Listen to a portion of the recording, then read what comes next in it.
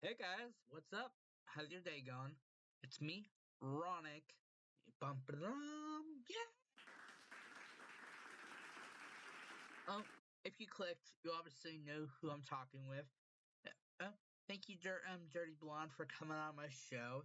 And anyways, so a little heads up. Since one of their internets were really bad during recording, I had to put captions when they were kind of gurgly and crackly. So just a heads up on that. So I'm not saying I know this is a podcast. I really know this. I'm not trying to be one of those people, but you might want to watch a video version. Just a heads up, guys. Anyways, I hope you enjoy this. Check out their Instagram. Everything is linked down. That they link down in the description that they shouted out. Anyways, enjoy. Hi, how you doing? Hey, how's it going? Good. Thanks for coming on the show. It's great to meet you. Of course. I'm glad you had us on. Hey, Hey, how's it going? it's going good. My connection's not so stable. I'm just at my grandpa's house for Christmas. No, it's fine. Like I was telling Eamon, it was great to meet you. Is there someone else I should be waiting for? Isn't there like a third person? Yeah, Charlie. He should be here soon.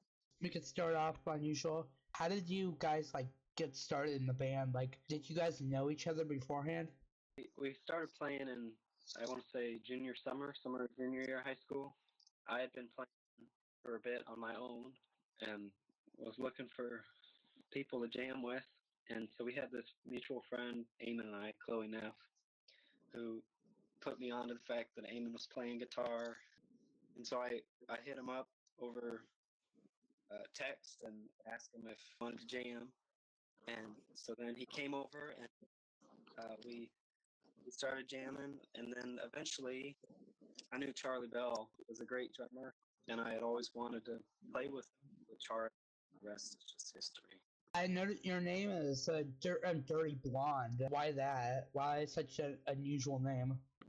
Um, well, I remember when we decided that we wanted to be a band, these different names that we could think of, and some of them were like, one of them was Corduroy, one of them was Cardinal, the Cardinal Sins or something like that, the Allies. And we were just looking for something that just, I don't know, just sounded cool, I guess. Sounded good. It sounded like a band name. And we all kind of agreed on Dirty Blonde. So But like, where did the idea Dirty Blonde come from out of all the others? I think because I'm dirty blonde, I have dirty blonde hair. Hi, I'm Charlie, by the way. Hi, nice to meet you. Good to meet you. So I think, I don't know, we at this point we were just blurting stuff out, and dirty blonde we were like, oh, okay, yeah, that's kind of good. I think it kind of, and then we made it like, some of this music we play is a little dirtier, and some of it is could be considered blonde because it's soft and sweeter. So Yeah. it really doesn't have that much meaning, I wouldn't think, but It was just something that came up in the moment. pretty much, yeah, it just sounded right, feels right. How old are you guys, by the way, if you don't mind me asking? I'm 21. Yep. I just turned 21 I'm still 20. September. You're still like your early 20s. Yeah. What got you into music? Like that was for all of you. What about you, Nick? Well, my family's always been very musical.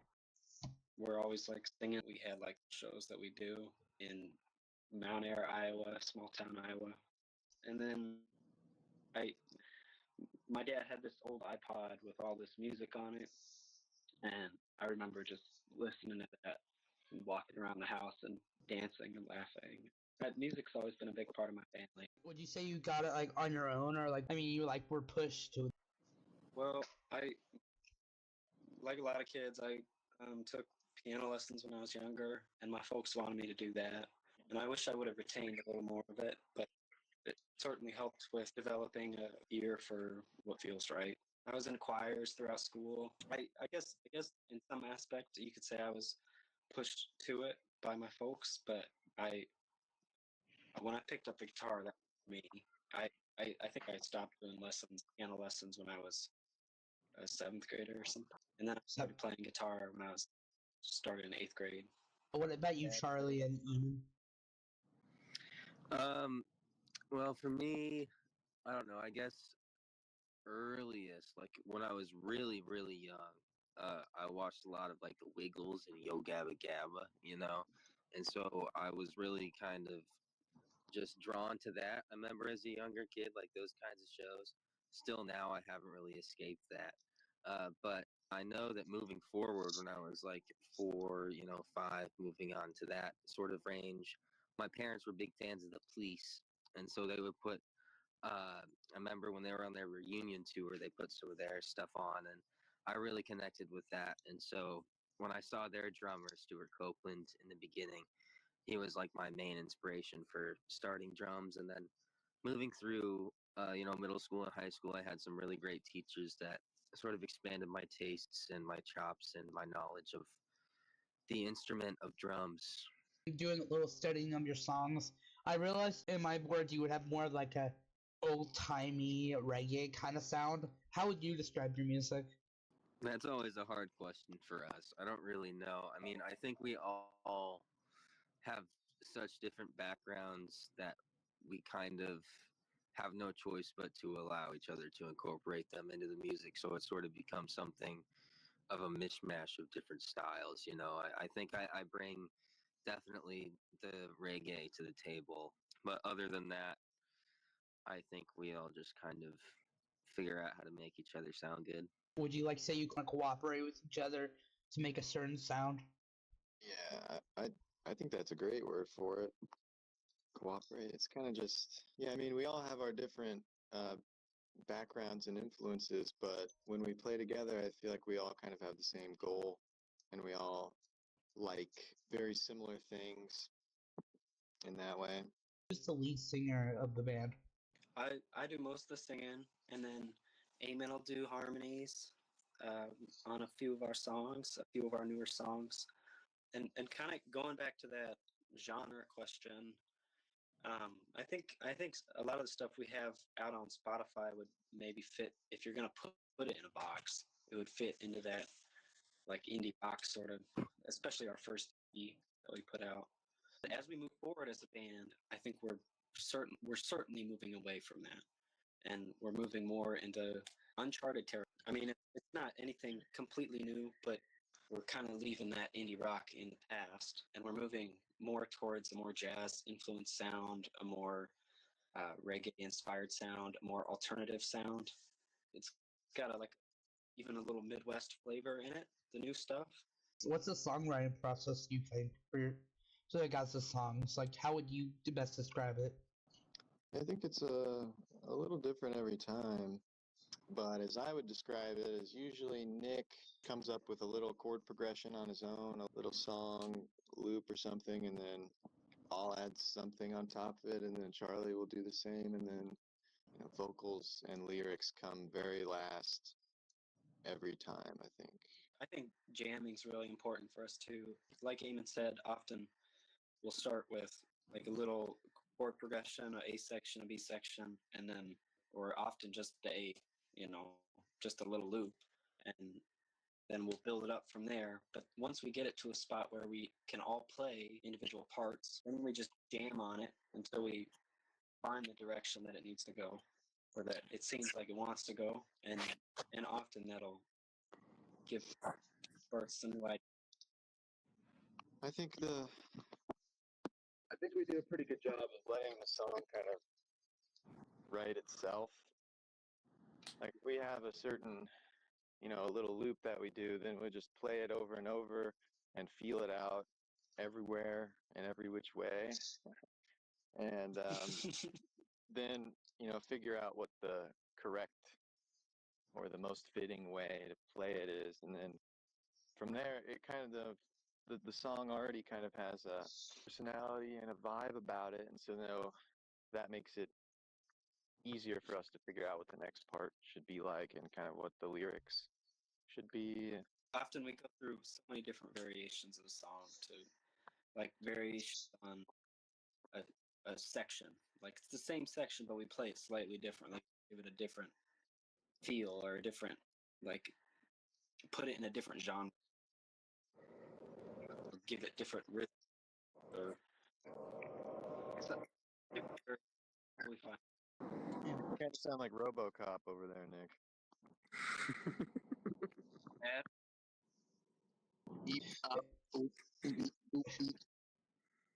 Or you're writing it, like where do you even find inspiration?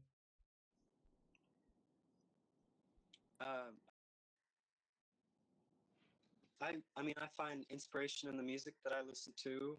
I love jazz. I love DIY stuff. Home recording are really interesting to me. I love live music a lot. Do a lot of pinback. And pinback has a really cool homemade sound to it.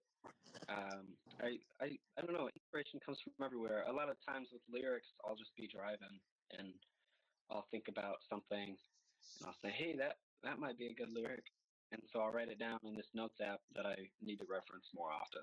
Other times I'll just be jamming on something or I'll learn a new song, learn a new chord, and then say, hey, this chord might sound good in an existing song that I've been working on, or it'll give way to a whole new idea that'll create a song. But a lot of times I learn a song and then the skills that I learn in learning that new song give way to a new creation. I think our inspiration also comes from a lot of things that aren't music, you know. We've played in a lot of different practice spaces. Some have been really nice and others not so nice. And so kind of we spent a lot of nights, a lot of sad nights or something sitting in there. And I think the atmosphere of each of our different spaces also has influenced the songs we write.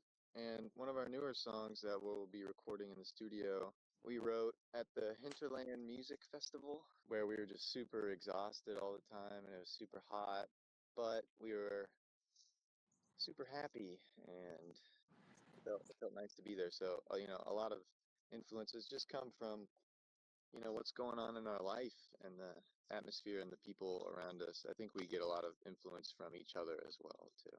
Going forward, talking about your song Delia, is that, I think that's how you pronounce it. Is that like based around a real person? When I listened to it live and over Spotify, it sounded like you were talking about like a girl or someone. Yes, Delia is how you pronounce it. She is a real person who we went to school with. We hate her. No. No, she's awesome. But it's not. And she has a super cool name, and that's why we used it. And there were some things said about her. Me and Nick were writing this song in my basement and talking about Delia is a real person, and we used her name.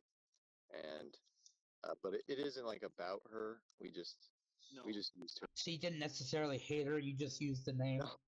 No, we used to be we used to be friends with her. No, No, she's a great person. It's just kind of funny that everyone like thinks that we hate her. So it's more like a joke in a way. I guess it's kind of become one. I wouldn't say it's a joke necessarily, but it's definitely a funny. He thinks it's funny. Or we just used her name because we had heard some people saying some stuff and chose to use that as inspiration. So we don't.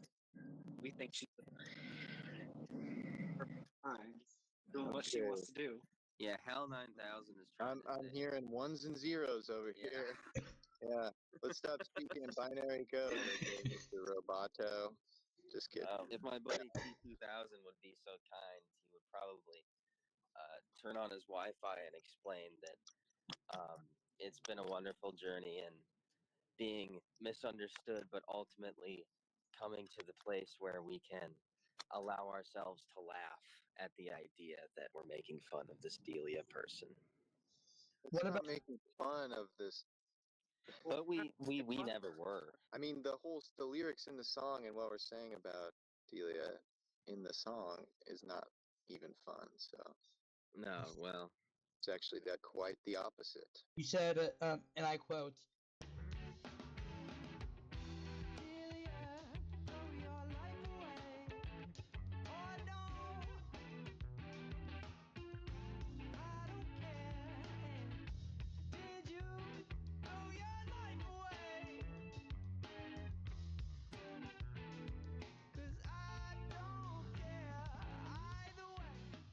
Was that like just a joke? Right. One of our friends had said that they thought that Delia might have been Throwing her life away. So me and Nick were talking about that, and he was like, Delia! Just kind of, joking around. And then we were like, oh, shoot, the name kind of fits well on the song. So then we kind of took that. It's roughly what someone else had said about her. So you were quoting them. The quote that you mentioned, it evolved into a story about Delia, and the speaker in the song was invested in Delia at a point in their life, and is saddened by the fact that they're throwing their life away, but at this point could care less about what she's doing, tried to disinvest in whatever Delia's doing with their life, because it's too much of an emotional strain to put that much effort. The person doesn't care about themselves. It evolved into a story of its own, but it started as quote that friend of ours talking shit. Maybe I was thinking too much into it, but like, where are they now today? I guess you could consider us friends, maybe mutual friends. I see her every so often. She's more successful than Yeah, any we of see us, if you're curious. Yeah, probably doing better than us. Yeah. If we ever made a music video, she said she'd love to be in it. So she's fully supportive of it. She goes up to school with me and Charlie. Not to dox her or anything. So she's not mad. She thinks it's a fun joke as it was meant to be. Yeah, or the joke. She just knows we don't mean the lyrics in the song to be directed at her. She knows that. Yeah, we just like the name, really. It's creative liberty that they make it into a story. We are creative liberals. What would you think is like your most like challenging song you've written so far? Because I haven't been writing songs since like I'm guessing 17, 18.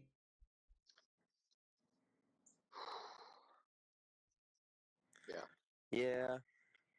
I feel like the more we write, the harder the stuff is, you know? How so? Just more, well, I don't know, Nick, you can speak more on this, but like, I'm always trying to do something different with my drum parts. A lot of times that means figuring out, what people are doing in 2024 and like how I can incorporate that into my music. But I think Nick also, from what I'm hearing, has a wide range of ideas that he can apply vastly on different songs, and he hasn't run out of resources. I was gonna say it's probably a question that we each individually would need to answer. I think from my perspective with my guitar part, probably the most complex song that I've written, chord wise.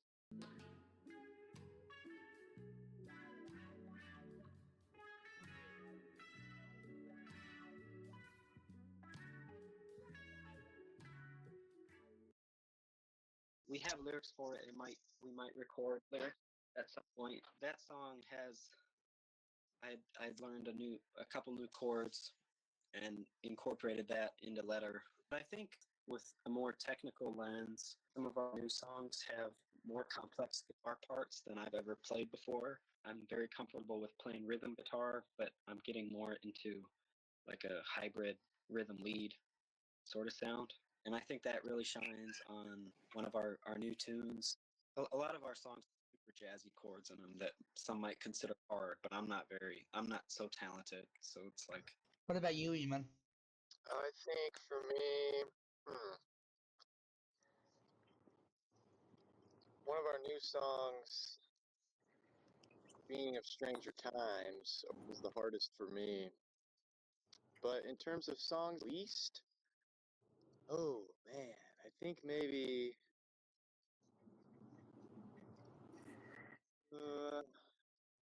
Black Swan.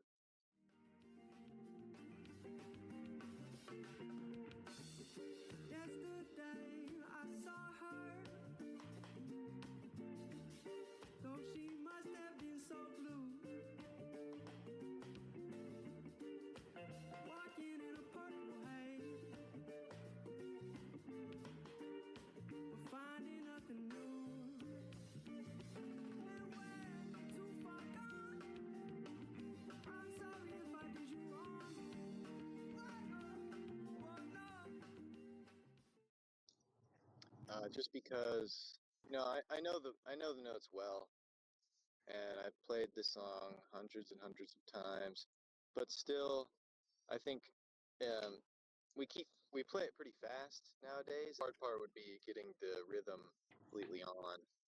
We've And, also complicated that song quite a bit, both in your bass part and my drum part. Yeah, there's some parts where the hard part is how can I make it sound groovy and not just play notes. I think I'll go ahead and second what Eamon was saying. A lot of the time, the hardest thing is to really get in the headspace where you're tight, you're feeling what you're playing, and it's like you said, it's not about playing so many notes. It's executing that thing in a way that keeps the engaged.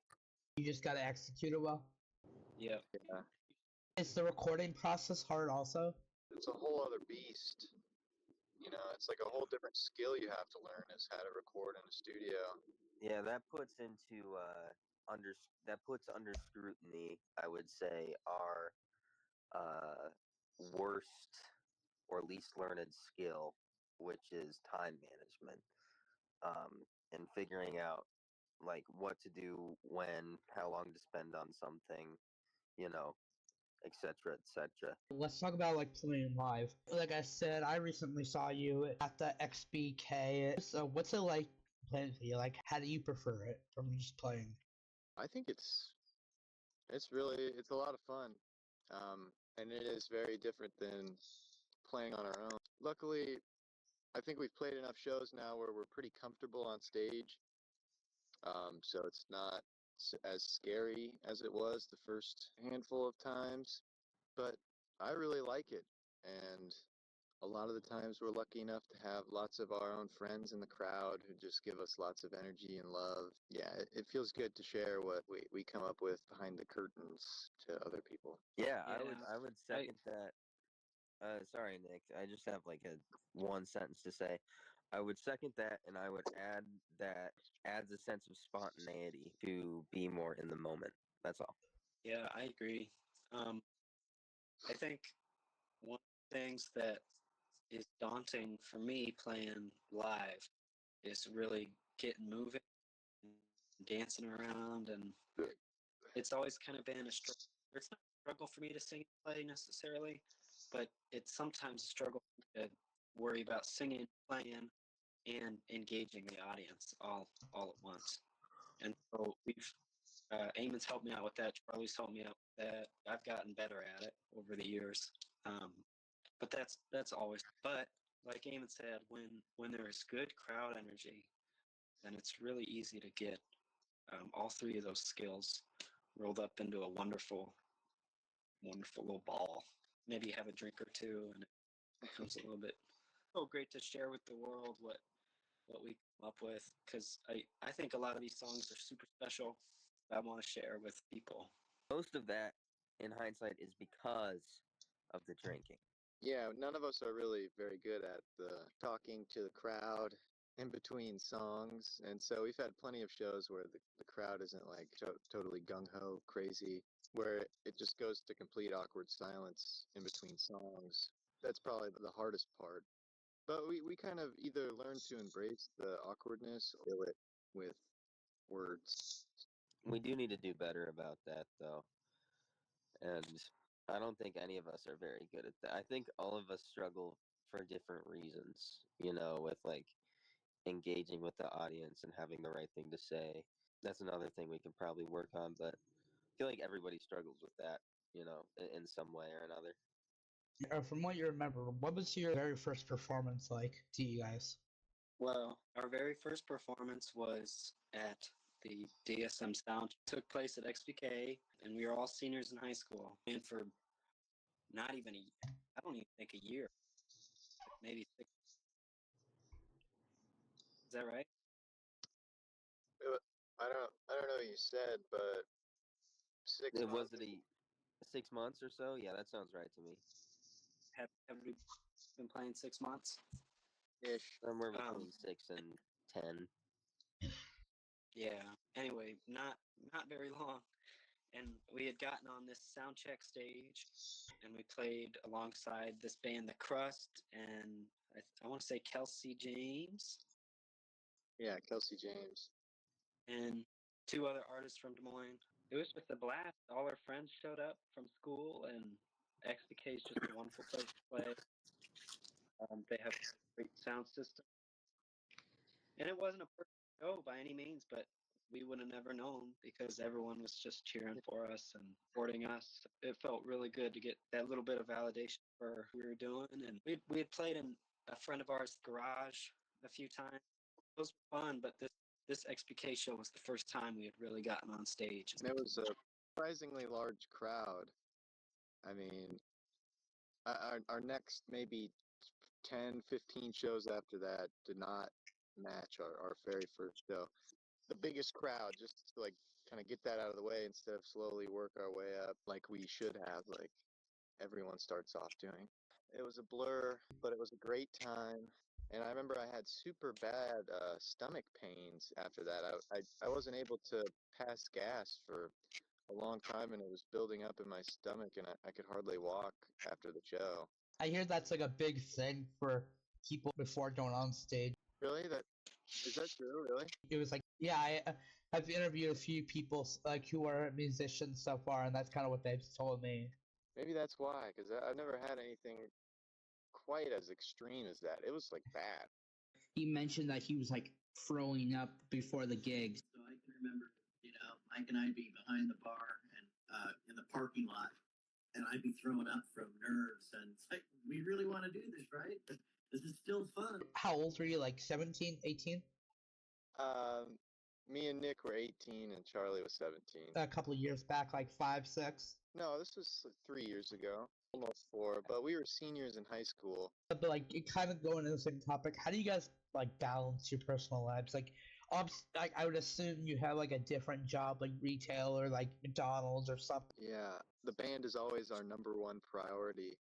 And so whenever we get the chance to be together, we will be. And we all have girlfriends that are also our number one priority.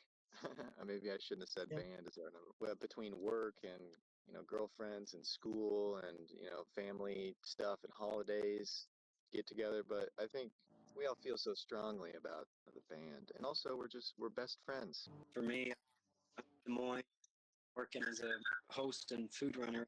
I working about 20 hours a week this semester, and I'm going to school to get an English major. And no, it's not a thing to talk about, but but it's tough to balance it all. And so a lot of times those artistic pursuits get left by the wayside, and I hate that. It's like, this is what I love to do.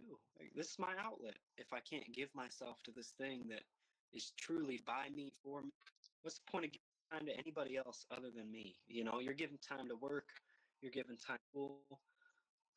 Like, I'd love to give my time to my girl. She's amazing. But when you're always giving your time, not taking time for yourself, it gets tricky to give your time or be a good person to function properly. Music is my outlet. Yeah, I think people with it's sorry, go ahead. for me, given my time. No, you go, Charlie. I said my piece. No, I didn't mean to cut you off. It just sounded like you were done again with the HAL 9000 robot stuff. But I was going to say that it's something that a lot of people can relate to, like having a creative expression that maybe they want to monetize or they want to at least have time to express. And like, I can tell you, balance is really tough, even growing up with things like seesaws and scales. Like nowadays, growing up and trying to balance lifestyle is a totally different thing, you know? And so, like, I work on a farm. I used to do 40 hours a week, and now I do 30, which is a lot better. And a lot of people don't like get that opportunity to work that little. But it's also about like having the energy to actually use your time wisely is tough for a lot of people, especially nowadays with like all the distractions that are available. And so it's really up to like the individual to create a space for themselves where they can be efficient in, doing the things that they actually enjoy. Just not having to dedicate our time to other things as into the band problems, but we have a gig to get ready for, or like, we have the studio to get ready for. And right now we're all three separated. So all we want to do is just get together and play music. But when we can't, and when there's something in the way of that, it kind of just, it brings out the animal within. And sometimes, it's maybe I've thought it's Charlie's fault that he couldn't make it to a practice, even though it's like, there's nothing he could have done about it. And we often do a ton of cramming, just making do with what we got. Could I add something to? Yeah, of course. When we're forced to give our time to things other than the band, often it creates new sources of inspiration. And not like I'm writing about running food or like talking to people coming into the restaurant, writing about schoolwork. Charlie talking specifically about like distractions and how it's hard living in the world we are, working, school, and having relationships and spend time with family and also trying to do the band. It can be both. It's a double-edged thing because sometimes ideas are born of situations like that, but other times they can deter art from coming into the world, which sucks. No, of course, I totally get that. Do you have any funny stories from the band? Depends what your line between funny and sad is. Your choice. You can tell me what you want. I'll let these guys handle it. Yeah, I mean, for us three, we kind of became like each other's best friends, so we spent a lot of time together. So there's lots of funny things that have happened.